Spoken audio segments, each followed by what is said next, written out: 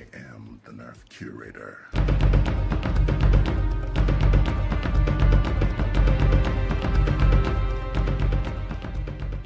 Hey, what up YouTube? This is Triple Vacation, also known as Triple B. I am the Nerf curator. What's going on, guys? Got another one for you. This is the series we like to call the Forgotten Nerf. And today's episode, we're going to be looking at the Defender T3. From the 96 Cyber Strike line. Yes, this thing is amazing. They don't do Nerf like this anymore. Everything is pretty much just basic or shown off with some sort of LEDs or something they can put in there. Back when the shells were weird, and as the Cyber Strike line would suggest, it's very cyberpunk. It's got a lot of weird features and versatility. So we have one of the original arrows, which is amazing. Which the upper part fires the arrow. And that's what the prime here fired. Yes. There's a second prime to fire old mega darts. Now look at that. It actually holds, which is funny. Now, I don't want to shoot it because it's going to... Actually, it doesn't even shoot that far, but I can feel it. But it's that will shoot that, or you can pull... I think this was together? You double shot this thing? Nope. Doesn't feel like it. Hold on. I think it's one or the other. No, there you go. You just have to prime them in the right order. Prime in the right order, you can double shot it. This holds a mega dart. Old mega, yeah. And then it holds this one, and God, these things are so much fun to mod. Yeah. So, you got this, and then you have your little scope here, and then this, of course, holds the dart, and this is where it's supposed to slip onto your belt. Your belt loop. And there's then an additional dart storage because right here. The top portion. Yes, it transforms. So, ready? I'm gonna. Nice catch.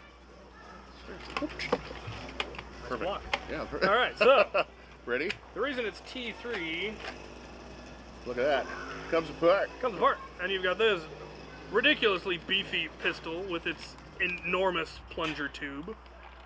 And then you've got that, which you can just use that now. Use the scope.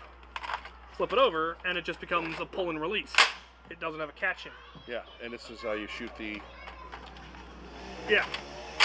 And it's apparently quite possible to take... That one has a larger plunger tube, and it's fairly easy to take the plunger tube out of that and transplant it into this and make this one even more powerful. Yeah, which this is one will hold. insane. Yeah, this one will hold a pair of the old mega darts, and yeah, you can see there the release that would release the catch from the lower part. Yeah, and so now not only does this shoot mega darts, but it also shot the regular standard darts because it has a tapered inside. Oh, does it? Yeah. Oh, yeah.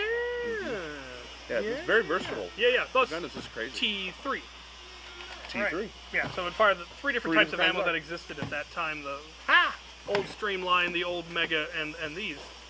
Yeah, so as a collector, when I was really collecting a few years ago, actually quite a few years ago now, this was very sought after to have in the collection, especially because a lot of times these parts got separated and you didn't find it, or they're missing pieces and stuff like that, or broken.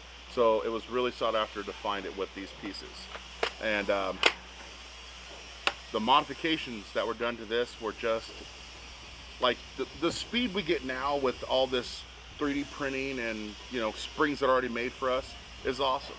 But to actually take one of these blasters that only got maybe 30 feet at the most, 40 if you were pushing it, to all of a sudden make this thing jump up to, I'm assuming, probably like 100 feet per second, was just unheard of, especially during Nerf wars. Yeah, you were rocking it. You were just unstoppable. And all from parts that you'd get in a hardware store, because we Exactly. didn't have Worker and Out of Darts and any of the companies that are just making it so easy to do top-end Nerf mods. All we had was hot glue, brass, and some putty. Yeah. Epoxy putty was like the shiz. It still is to this day. Oh yeah, it's still a huge part, obviously, and so is hot glue and brass. Yeah. But when we can get better springs, we can get better O-rings, we can get. People making noise. But that's all right, because they're paying to be here as well. That's right. So yeah, this one, to this day, I've seen somebody actually ran this blaster, the lower part, modified at one of our local wars, and it was incredibly competitive. I mean, that was just before the Caliburns came out, and nobody could touch him. Yep. And then the Caliburns came out, and we were on par with him again, which is what I love about the arms race of the Nerf hobby. It says, oh well, they've got this. Well, we need to come up with something that can beat that. Well, they came out with it. All right, we need something that can beat that. And, Yep. And this one was, yeah. So if you're of the age of 14 or older, go check out Whitest Kids You Know. They do a Nerf war video that is absolutely exactly how the Nerf community is going right now. It's literally about, hey, Timmy's got some more powerful gun. We're going to have to go get our gun more powerful. And it's the same thing, and it's done, of course, hilarious. And it's more for adults, so if you're not of age, don't go check them out. Otherwise, yeah, it's really funny. But yeah, this gun is amazing. Collectors wise, so people are going to want to know what's worth. So this right here, you're looking at 25 to 30 bucks in this condition right here. It used to be more. It averaged 40 bucks, but it has dropped because the collectors aren't as prominent nowadays because of all the other stuff out there. Still out there, but it's not as much. Complete, you're looking at about 35 to 40. In the box, once again, about 120 to 100 bucks maybe, complete in the box. So sealed, God, you're easily 150 bucks. That's a diamond in the rough. You'll probably never see that, but if it is, The fact that this one still has all of its clips intact, I've never seen that before. Yeah, it doesn't have its stickers though. It is missing the stickers. But it does also have the arrow. Right. The original arrow. That's another thing a lot of people don't get. Collectors, we want the original ammo because that is stuff they don't make anymore, and it's also super rare because it always flew all over the place and you never found it. Got damaged, got destroyed. Everybody knows you get 8 darts. By the end of the first hour, you would now have 6 darts, and you have no idea where the other 2 have went. They're literally gone. They're gone. There's a dwarf or some sort of little magical Gremlins. creature, running around with those 2 darts like, you'll never find these. They're gone. They go to wherever all of the mechanical pencils you had in high school were. And that one missing sock? Yeah. Yeah, they got those too. Yeah. So yeah, there it is, guys. This is the Defender T3. I think it's pretty dang awesome. I mean, the grip is, but like I said, a lot of people always ask me, like, what's the appeal? Well, it's always about the look and the feel. They used to go for like the aesthetics and the really ergonomically comfortable. Yeah, they're just extremely comfortable. And that's a huge appeal when it comes to when you're firing for a long period of time, like when you're out in a war or having fun. You don't want to sit there with something that's made for a teeny hand and it's cutting your fingers. Every time you move, it's slicing you. But they really did a good job back in the day. The old Nerf was great for cosplay. Yeah, seriously. I mean, Cyber Strike is so perfect for cyberpunk. It's ridiculous. So. Yeah, that's another thing. This thing came with, not only does it have this, but there's a whole line of stuff that we'll be probably going over later on. We're hoping to get all of the Cyber Strike line just because they're such weird and cool stuff. Just craziness. So there it is, guys. The T3. All right, on to the next one. I am the Nerf Curator. I'm Captain Xavier. I'll keep the light on for you. This has been Nerf. Forgotten Nerf. Forgotten Nerf. Forgotten Nerf. Thank you, Ian. And now for the firing demonstration.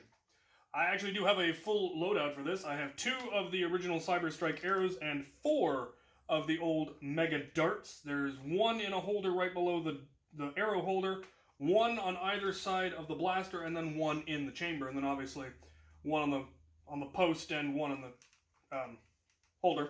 So we're going to fire them both at the same time first. You do that by priming first the pistol and then the top part, and then you can fire them both at the same time. Lovely. You can then take the pistol out from under and load it from the 2 holders. The holders are strangely blocked when the pistol is in there, so you can't even get to them, but once you take the pistol off, then they are conveniently right there. And then, of course, your third shot from there. You can then fire it. You then take the upper part and you use the sight, which flips down as a handle, and then it just becomes a simple pull and release bow, which is neat. When it is in this configuration, you can fire just one or the other. You can fire just the lower one or just the upper one, depending on which. They both fire using the same trigger, which is pretty neat. It's neat that it locks when the upper one is on, but not when you take it off. So, Yeah, there it is. The Defender T3. To the wall! There it is. Item 2 for the wall. The Cyberstrike Defender T3. So beautiful. Decided to distort with one of the arrows because I had 2 of them and it just looks better with an arrow on it. So there's number 2. Stay tuned next week.